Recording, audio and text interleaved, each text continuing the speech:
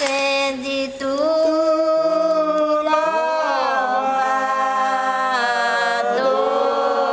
seja paixão do Redentor. A paixão do Redentor que desceu do céu. Agora eu queria saber da presença feminina no grupo, porque eu lembro de ter visto as senhoras que vão todas de branco e uma criança, uma menina de anjinho. Antes de eu falar das mulheres, eu queria só dizer, digamos, qual a missão dos penitentes. Entre as rezas, as penitências, para que chova, para que a peste não venha, as guerras, o alto flagelo, que eles se chicoteavam, botavam pedra na cabeça, de joelho, essas coisas todas, eles também tinham uma missão de cantar nos velórios. Eles viravam à noite cantando nas pessoas que morriam na comunidade. Quando um amigo meu, saudosa memória, Josefa Magalhães, chegou e me perguntou se eu conhecia as mulheres carpideiras do sítio Cabeceiras. Disse, não. Ele até disse, são irmãs dos penitentes. Não, que eu sei, tem umas senhoras que gostam de rezar nas casas, tirar renovação, rezar terços. E se você sabe se essas mulheres também, elas vão para os velórios, elas cantam nos velórios, e elas choram, eu digo, bom, acho que chorar não, mas eu vou saber. Quando eu chego, tirei minhas dúvidas, e a que comandava o grupo era exatamente filha ou esposa de um dos decolhões. Era a dona Terezinha, que era a esposa do seu Chico Severo. Aí eu fui lá, então, Terezinha, a senhora nunca me disse. Não, minha filha, eu rezo, a gente tira a renovação, rezo o texto, quando a pessoa morre e tudo, mas nós não vamos não. Mas me disseram que vocês vão. Eu disse, não, a gente gosta muito de ir, é quando morre um anjo. Um anjo que ela dizia, não só o anjo criança, mas o anjo, tanto o rapaz como a moça, contanto que fosse virgens. Virgem para elas é que não era casado. Então, quer dizer, dona Terezinha, que a função de vocês é encomendar o corpo das virgens. Era-se mais ou menos isso. Os meninos não deixam, não gostam, quando a gente vai para os velórios. Então, os velórios são eles. A gente fica só para encomendar corpos dos anjos. Quer dizer, anjo para elas é que não fosse casado, né? Qualquer mocinha, qualquer rapazinho para elas era considerado um anjo. Daí porque nós andamos sempre com a criança trajada de anjo. É porque nós significamos, representamos aquele anjo e cantando para encomendar os corpos, para quando o defunto chegar, já está encomendado. Mas antigamente elas não andavam com eles. Andavam. Não, faziam uma coisa que não era tão formal. É tanto que ela disse, a gente já fazia. Só que quem organizou a gente, só quem fez a gente foi Selene. Eu digo, não, nós nunca fizemos. Eu soube, fui atrás. E eu só procurei o quê? Organizar. E a partir de que ano, mais ou menos? 80, 82, 81, por aí assim. Então como é que ficou? Iam os penitentes na frente? Não, eu só como assim, só fiz organizar. E do jeito que eles tinham aquela indumentária tradicional deles, eu sentei e fui negociar como elas gostariam de ter uma roupinha igual, para na hora que elas chegassem em qualquer local, fossem destacadas, né? Elas não, façam uma sainha comum, compridinha, uma blusinha de manga, e não pode faltar um lenço na cabeça. Eu disse a cor, qualquer cor. A gente só não quer cor forte, o vermelho, o amarelo. Então a gente passou a comprar azul, lilás, o próprio vinho, aquele vermelho sangue, né? Que é o vinho. E um lencinho, sempre um lencinho de renda na cabeça. E dessa maneira elas foram conquistando o espaço delas. Porque apesar deles não gostarem de andar com mulher, uma vez o Joaquim Mulato me disse, é faísca com fogo. Eu disse, acontece, seu Joaquim, que todas elas são esposas, são sobrinhas, são filhas, são noras, os penitentes. O que é que pode acontecer? O que é que pode acontecer de um grupo de penitentes com um grupo de excelências? Não vai acontecer nada. Não vão para canto nenhum sós. Se viajam, viajam sempre acompanhados, porque eu sempre viajei com eles. Então, não há porquê. Então, depois de muita conversa, ele foi aceitando. Mas na hora que a gente estiver cantando, elas não cantam. Tá bom, seu Joaquim? Mas, a proporção que eles iam cantando, elas sabiam, porque os pais, os maridos, elas sabiam cantar, elas ouviam. Aí elas começaram a cantar baixinho, e foram, e ele parece que foi achando bonito, foi achando interessante, e não se incomodou. E eu te digo, triplicou o impacto do canto dos penitentes, acompanhado pela voz feminina das excelências. Aquilo fez um coro, não sei se você alguma vez assistiu, eles cantando juntos. Muito bonito, ficava lindo. Ele tinha uns, quer dizer, seu Severino e seu Chico Severo, eles tinham umas vozes, primeira e segunda voz, perfeitas. E quando juntava com aquela voz fina, a voz de mulher feminina, voz feminina, quer dizer, ficava muito mais bonito. E chamavam excelências? As excelências. Mas Por elas quê? se chamavam excelências, né? Excelências, porque elas cantavam uma excelência, duas excelências, cantando para as almas, né? E agora vamos cantar uma excelência, duas excelências, com isso é muito comum que a gente vê a história das excelências. Então, por essa razão, o nome delas, que tem as carpideiras, não, elas não são carpideiras, elas nunca choraram em enterro de ninguém. Elas vão encomendar os corpos e rezar.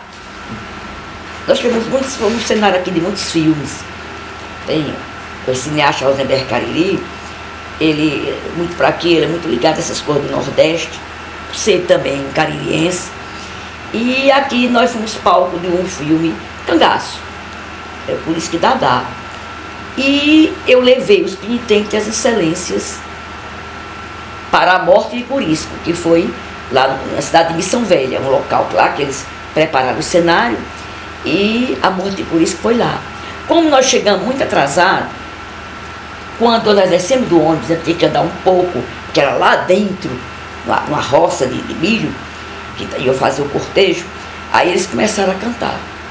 Você me acredita que quando nós chegamos, agora tinha uma equipe, tinha gente de toda a parte do Brasil. Foi um filme, longa-metragem mesmo, com todo aquele aparato de um filme. Inclusive os atores eram a Dira Paz e o Chico Dias. Quando nós chegamos, encostamos, quer dizer, nós começamos a cantar longe para que a equipe soubesse que os penitentes estavam chegando, porque estava sem poder se comunicar. Quando nós encostamos mesmo, chegamos no local, olha, tinha gente chorando copiosamente. Eu nunca vi um negócio daquele. Emocionou, era coisa ao pôr do sol, e aqui tudo preparado, o carro de boi, o Curisco morto, aquele cenário todo, e a voz dos penitentes, junto à voz das excelências, veio dar o que faltava de real. Esse povo chorava, que eu digo, meu Deus, aí até 5 dias morto chorando. Esse foi a maior emoção que sentiu na vida dele, o ator. Então eles nunca viu coisas tão lindas, a voz dos homens com as mulheres. Então, são essas coisas que a gente viu e vê quanto era, e assim ficou. Ainda hoje eles estão juntos. E como era a ordem? Ia quem na frente? Sempre os homens. E o anjo ia depois? E o anjo ia onde? Não, e os penitentes, porque o símbolo deles era a cruz. A cruz com aquele pano branco, e sempre levada na frente. E atrás deles, as excelências. O anjinho vinha na frente das excelências. O mestre Severino, uma vez quando eu vim aqui, em 2004, ele perguntou o seguinte, ele mandou um penitente perguntar para mim se eu queria saber a data da minha morte. Sabia disso? Ou tem alguma relação? Ele tinha visões místicas? Sei, umas coisas assim, engraçadas. Ele gostava de brincar, mas ele era muito Não, eu queria saber. sério. Isso, ele brincou nessa hora ou era sério? Sei, talvez tenha sido brincadeira. Eu acho que não. sei. Será que não foi? Eu queria saber sobre o misticismo desses grupos. Eles eram muito fechados, e acreditavam muito na penitência. A penitência para eles era uma coisa muito séria e de muito valor. É tanto que quando vinham esses filmes que eles se apresentavam, até mesmo em momentos chegaram a se autoflagelar, esse autoflagelo para eles não tinha valor. Era apenas para provar que existia. Nós estamos provando ao mundo que existe. Porém, para as nossas almas, não tem valor. E existia algum cântico que falava do fim do mundo? Ou eles acreditavam nisso? Uma época até a Manchete veio, foi na passagem do milênio. E era um ano novo de 1999 para 2000. Meia-noite nós estávamos no cemitério das Cabeceiras. A equipe da TV Manchete, eles e eu. Minha mãe tinha morrido fazia 15 dias e eu não fiz esforço nenhum, fui, porque eu achei que não tinha canto nenhum para eu ir. E foi muito bom, porque eu chorei muito, eu lavei minha alma, eu parece que descarreguei tudo que estava, porque foi uma coisa muito bonita. Nós dentro desse cemitério, velas por todo canto, e eles cantando, mas em nenhum momento, mesmo com essa televisão, eles falaram em fim de mundo. Mas eles acreditam? Eles demonstraram o fim de mundo. Seu Joaquim disse... Mas não para 2000, um fim do mundo muito próximo. Não, seu Joaquim dizia, seu Joaquim, e esse fim de mundo, seu Joaquim?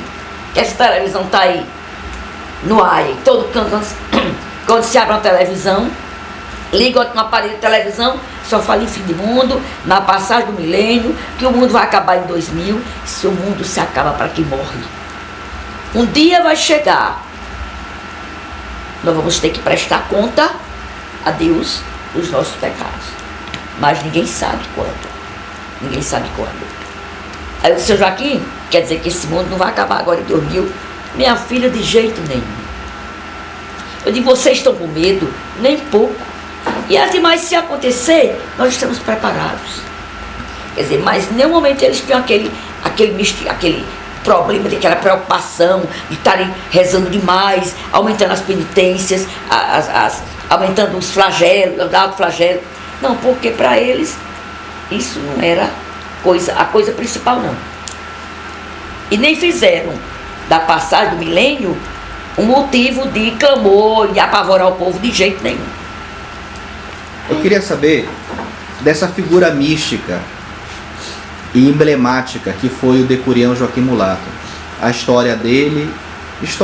Primeiro, quem ele era, a idade que ele faleceu, se ele era casado. Seu Joaquim Mulato, ele foi adotado. Foi uma senhora que até daquela terrinha que ele tinha, adotou. E ele disse, muitas vezes ele disse, eu fui muito bem criado. Minha madrinha me deu tudo que eu podia dar. Amor, carinho, até esse pedacinho de terra que eu moro. Eu namorei, eu estive noivo, mas eu não nasci para casar. Meu casamento não deu certo. E ele era rapaz solteiro e muitas vezes eu via ele dizendo, escutei ele dizer, não a mim, porque ele jamais diria uma coisa dessa, mas algumas pessoas, homens mesmo, que era virgem. Eu nunca casei, sou virgem. E eu acho que o seu Joaquim tinha uma coisa, eu não sei explicar.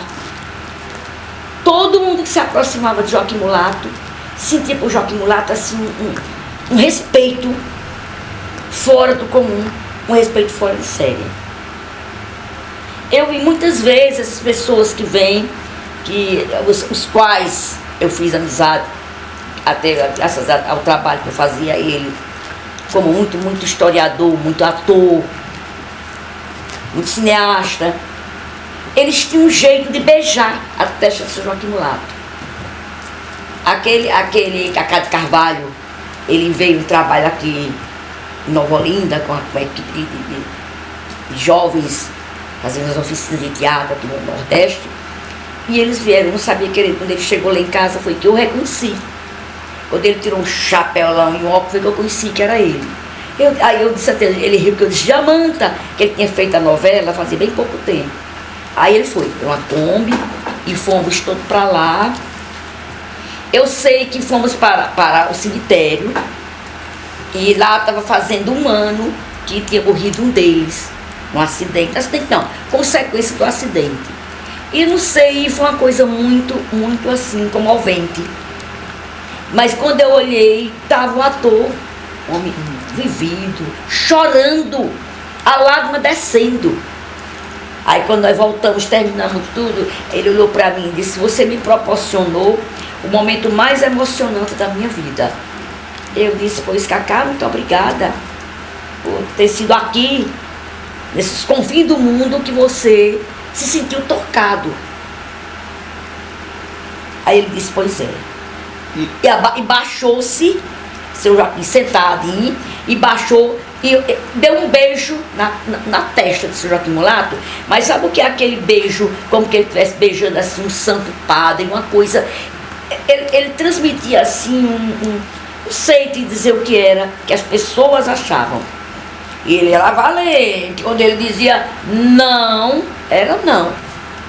Às vezes eu questionava, não, São Joaquim, não minha filha.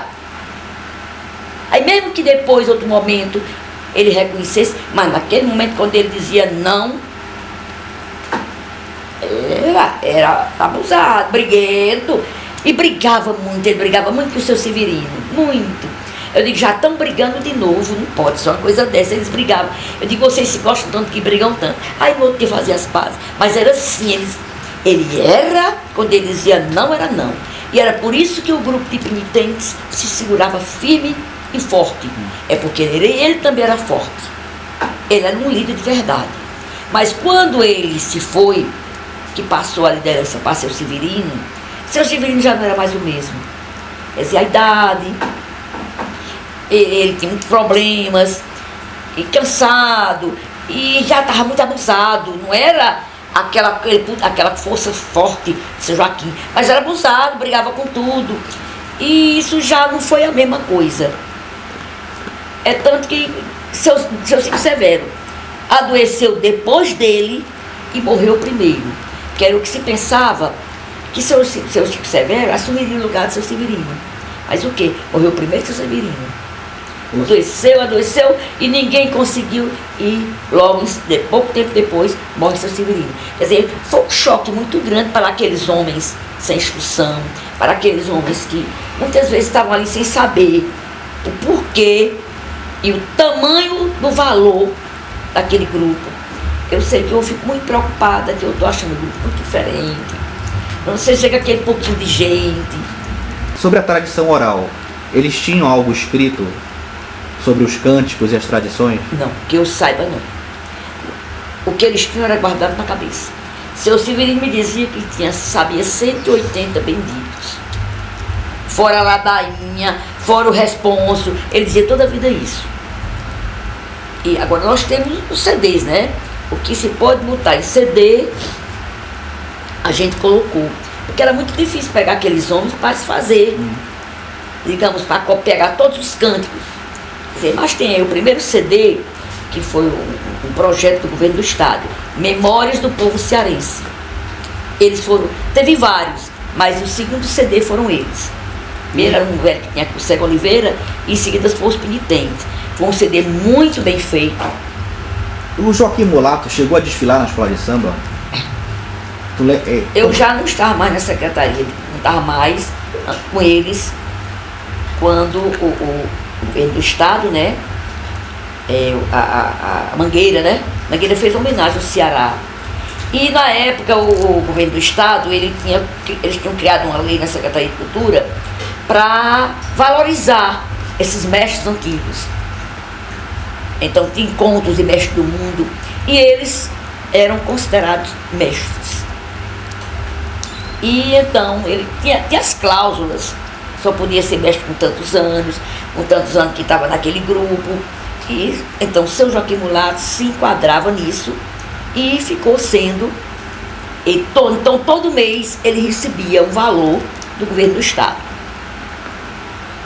E por conta disso, todos os mestres do estado do Ceará, que não eram muito, ele pegou de cada canto algumas pessoas e foi. Me parece uns 3, não sei. E seu Joaquim foi junto. Então tinha um amigo nosso, que ele gostava muito, historiador, professor catedrático, Gilmar de Carvalho. Gilmar ligou para mim, não gostou. Eu digo, não sei, Gilmar, eu agora estou na Secretaria de Educação. Disse, não dá certo, e deu uma reportagem de jornal, ele censurando, não a gente, né? Mas o governo do estado. Mas o governo do estado também não teve culpa, porque ele mandou atrás dos mestres. Acontece que no meio desses mestres tinha um religioso, que em determinado momento ele era um religioso, e em outro ele era um grupo folclórico. E sobre a flagelação, o que a senhora sabe desses anos todos? E, inclusive, quem foi que decidiu que eles iam parar de flagelar? Eles não gostavam de fazer flagelo com pessoas filmando. Não, eu falo fotografando. Tradicionalmente. Então eles faziam porque o povo duvidava. Vocês fazem mesmo? Vamos mostrar. Quer dizer, o machismo, né? Que chegava até eles. Para mostrar que realmente a gente faz. Mas eu queria saber como é. Aí, agora o flagelo, o senhor Jacques Mulato muitas vezes me contou que esses flagelos eram feitos constantemente nas épocas do pai dele, dos antepassados dele, né? Que é quando aquelas grandes secas, as guerras, as pestes, como uma vez teve aqui uma peste bubônica que atingiu a Barbalha, matou muita gente. Quer dizer, foi quando eles acham que esse grupo começou a ir nas estradas cantando e rezando, né? Para afastar os maus espíritos, os demônios e as pestes e as pragas. E começaram a fazer esse flagelo. E tinha as pessoas que faziam. Nem os novos faziam e nem os muito velhos faziam. Então, era aquele meu termo. E essa introdução dos penitentes aqui, há quem diga que foi pelo padre Ibiapina? Há quem diga. Agora, doutor Napoleão até questiona, né? Porque eles têm também muita característica da Idade Média, até o estilo de roupa, aquelas coisas, naquele tempo da Peste negra. Peste negra, daquela idade, como é que se chama, da Europa, aquele que queimavam os bruxos, aquele tipo de indumentário, aquela cara coberta, aquelas coisas, e acham que aquilo também é herança da Europa medieval. Mas seu Joaquim Mulato dizia, e doutor Napoleão também dizia, não diz, ele não morreu, que o padre Biapino foi quem trouxe para eles essa atividade de autoflagelar-se, de rezar nos cruzeiros à meia-noite, de colocar pedra na cabeça, de joelhos, com a pedra na cabeça, rezando e orando. Porque antigamente ninguém via ninguém. Quem morasse na zona rural, você via passando nas estradas, porém você não via ninguém. E se chegasse numa casa para pedir alguma esmola, alguma água, alguma coisa, não era para ninguém sair com candeeiro. Naquela época não tinha luz elétrica, mas não era para ninguém sair com candeeiro aceso. Era para abrir a porta, atender, mas nada de luzes, para que eles não fossem reconhecidos. Porque era uma atividade comum eles saírem nas estradas cantando aquele canto triste. Eu me lembro que quando eu era pequena, tem muitos grupos por aqui, para Barbalha, muito. Eu era pequena, a gente ia passar férias no Caldas, povoado do Caldas, e a gente escutava à noite, eles cantando aquele canto triste. Eu ficava com medo, mas muita gente sabia, e que a gente também, de criança, a mãe dizia, o pai dizia, que eram os penitentes, eles estavam rezando para as almas. É tanto que eles procuravam sempre os cruzeiros, que não sei se você já viu, aqui nas estradas, muitas estradas, na margem da estrada tem os cruzeiros.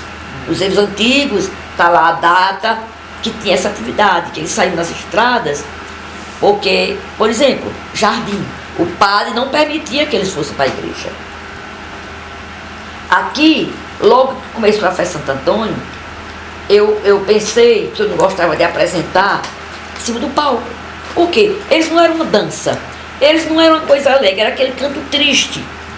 Eu achava que ali, aquele momento de abertura de festa de Santo Antônio, não era o momento daqueles penitentes estarem cantando em cima do palco. A maioria nem não prestava atenção. Eu achava aquilo até um falta de respeito. Então eu, junto com o pessoal que trabalhava comigo, com a minha amiga Benivalda, saudosa memória, a gente combinou, vamos botar os penitentes sempre para cantar dentro da igreja, no momento da missa. Tanto eles como as excelências cantarem junto com o coro dentro da igreja. Ou abrir a missa de abertura da festa, ou encerrar a missa. Aí falei com o padre Eusébio, ele ainda hoje existe aqui, ele era vigário. O que é que eles vão cantar? Eu disse, padre Eusébio, vamos ver, né? Mas é melhor do que botar esse pessoal em cima de um palco, numa praça, arrodeado de barraca com bebida alcoólica. Bom, pois vamos ver, veja o que eles vão cantar. Aí eu cheguei, seu Severino, o que vocês cantariam na igreja que seria interessante, que não fosse essas coisas tão forte, que é uma missa de abertura da festa e tudo. Aí nós sabemos o bendito de Santo Antônio. Eu digo, muito bem. A abertura da festa de Santo Antônio, olha, é cair a sopa no mel. Vamos ver. Como é esse bendito? Aí ele foi cantando e eu fui copiando. Isso passei uma tarde inteira. Aí voltava, eu não entendia, voltava. Aí eu copiei todinho o canto de Santo Antônio. Aí eu disse, está aqui, Padre José. Aí foi, realmente, aqui é um dos milagres de Santo Antônio. Aqui ele não omitiu nada, algumas palavras que ninguém entende, talvez ele tenha aprendido errado, mas aqui está a essência de um dos milagres de Santo Antônio, que é quando Santo Antônio se transporta para acudir o pai, que estava sendo preso por um crime que não tinha cometido, aquele fato ali de Santo Antônio. Quer dizer, aí foi lindo, porque foi a primeira vez que eles cantaram na abertura da missa. Então, em vez de eu botar num palco, no meio da praça, eu botando dentro da igreja. Então ficou.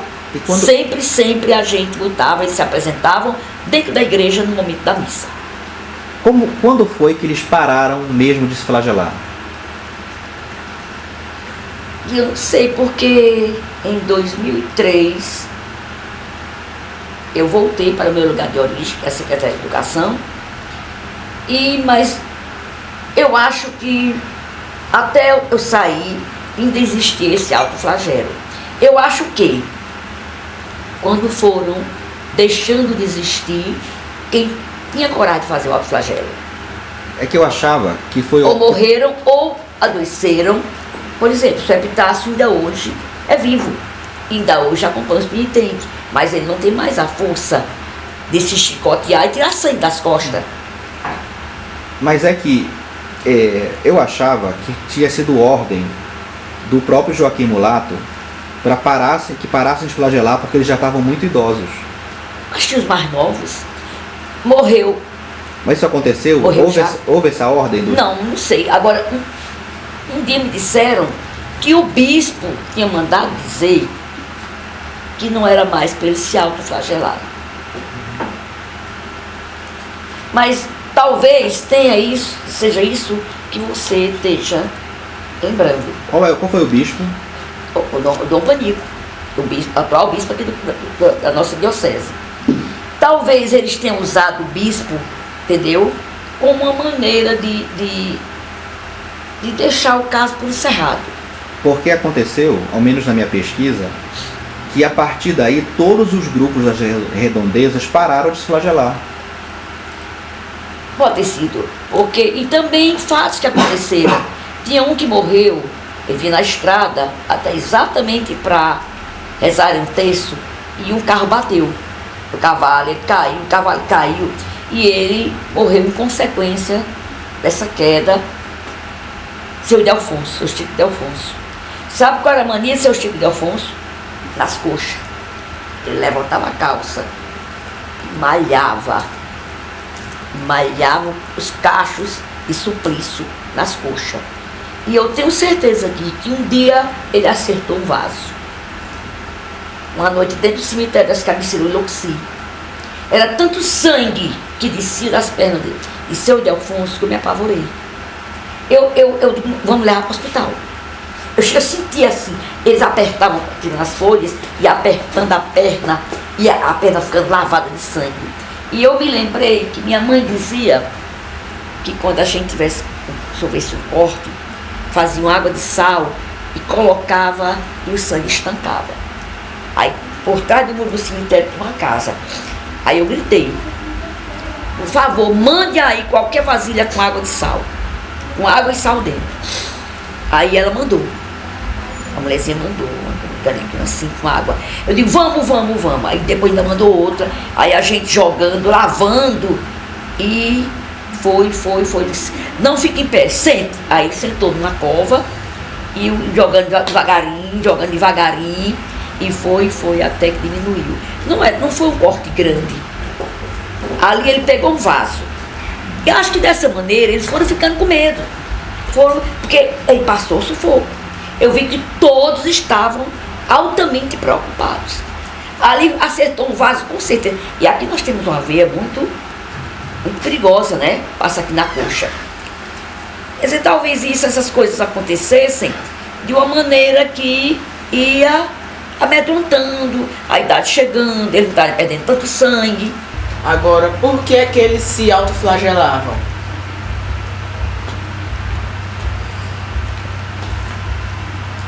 Muitas vezes eu perguntei. E eles me responderam que era para purgar os pecados. Eles se autoflagelando, eles purgavam os pecados.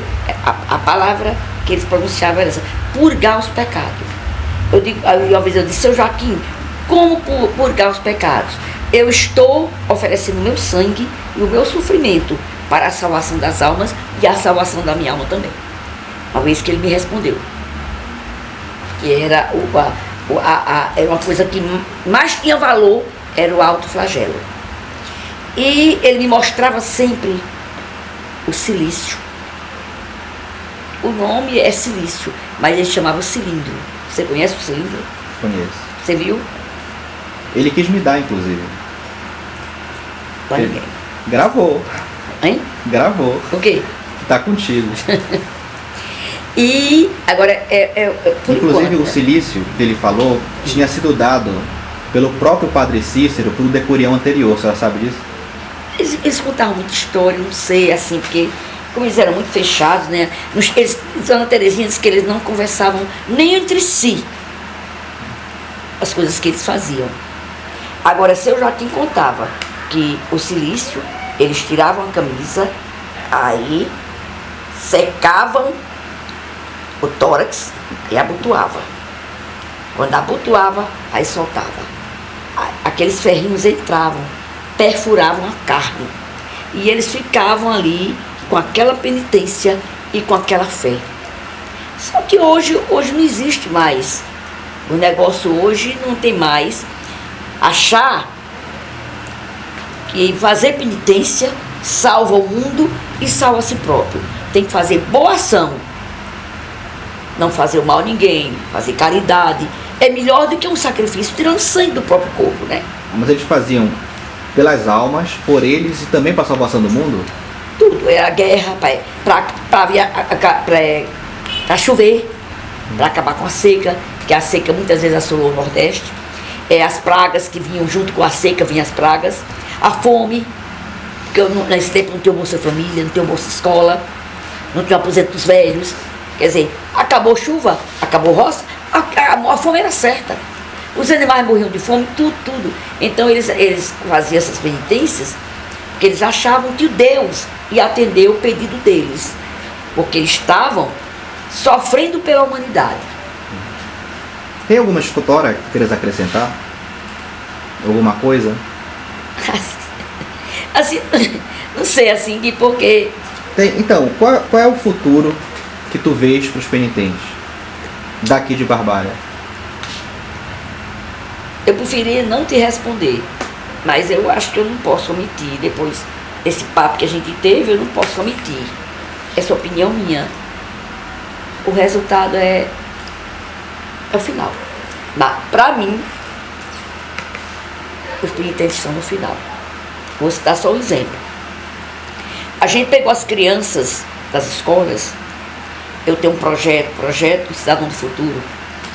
Eu coloco a cultura popular dentro das escolas, para que as crianças aprendam, amem e vivam aquela realidade, para mais tarde tocarem para frente, senão a nossa história vai acabar. E você sabe que a terra que não tem história, não tem cultura, não tem tradição, nada, se acaba ali mesmo. E nós colocamos um grupinho de excelências e de penitentes dentro das escolas. Para quê? Para eles aprenderem. Então, de cantadeiras de bendito das excelências e cantadores de bendito dos penitentes. Em nenhum momento eu dizia as excelências e os penitentes. Eu sempre botava isso na frente. As cantadeiras de bendito das excelências e os cantadores de bendito dos penitentes. Pois um pequenininho, começou bem pequenininho, ele queria todo o tempo ficar com esse microfone na mão. E eu tinha que dar. Eu tinha medo dele derrubar. Mas ele já estava, sabe, um passarinzinho, abrindo o biquinho cantando? Na escola, quando foi um ano, 2013. 2014, ano passado. Ele chegou e disse: tia Seleninha. Eu disse: que é, Shaide? Eu não vou mais ser penitente da escola. Aí eu disse: vai não. Vou não. Tá bom. O que é que você quer que eu faça? Você quem sabe. Se você não quer mais, o problema é seu. Mas sabe por que é? Entre essa Leninha. Engraçado ele dizendo. Eu disse: pô, digo o que é? Porque agora eu vou ganhar cachá. Eu vou andar com os grandes para eu ganhar cachá. Eu digo: meus parabéns. Lindo para você. Agora escuta o que eu vou lhe responder. Primeiro, escola não tem penitente. Ninguém nunca botou penitente em escola. Você nunca foi penitente da escola. Vocês estavam aprendendo a cantar os benditos. Seu Chico Severo e seu Antônio ensinando a vocês cantarem os benditos na escola. Do jeito que Sueli estava ensinando a menininha. Já errou aí.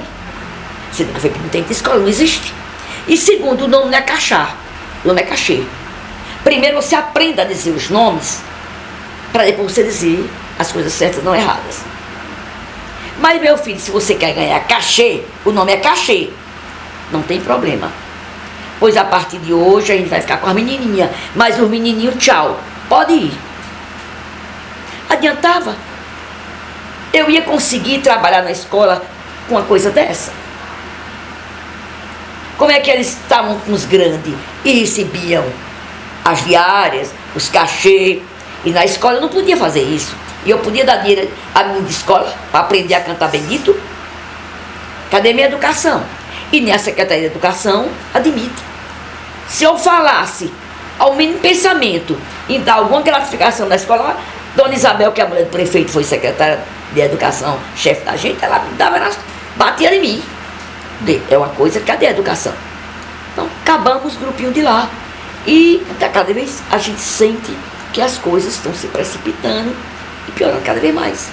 E tá aí, as excelências, as cantadeiras das excelências vieram, direitinha, cantando, do jeito das grandes, com anjinho, pequenininha, mas eles eu não trago mais.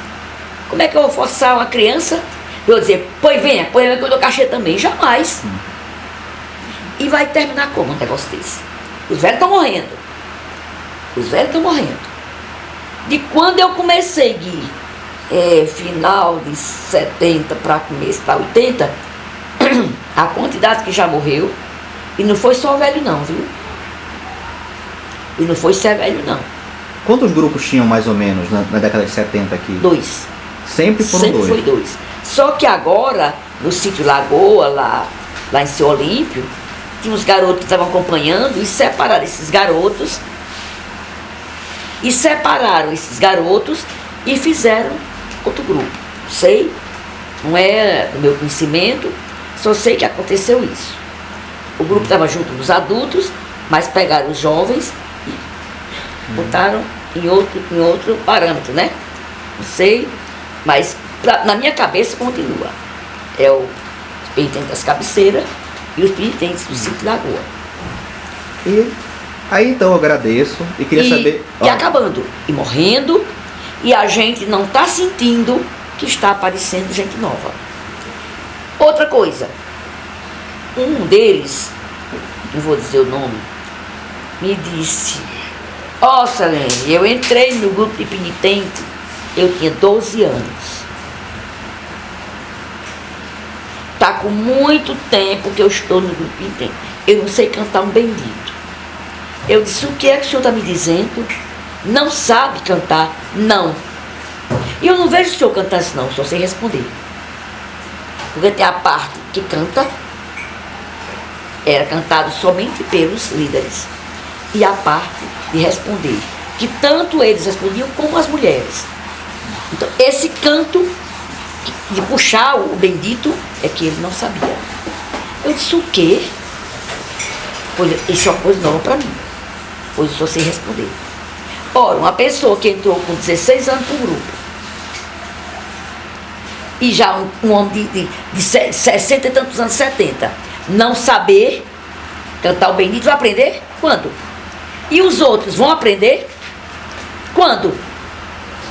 Principalmente que a gente estava com essa atividade das escolas e não deu mais condição, não deu mais.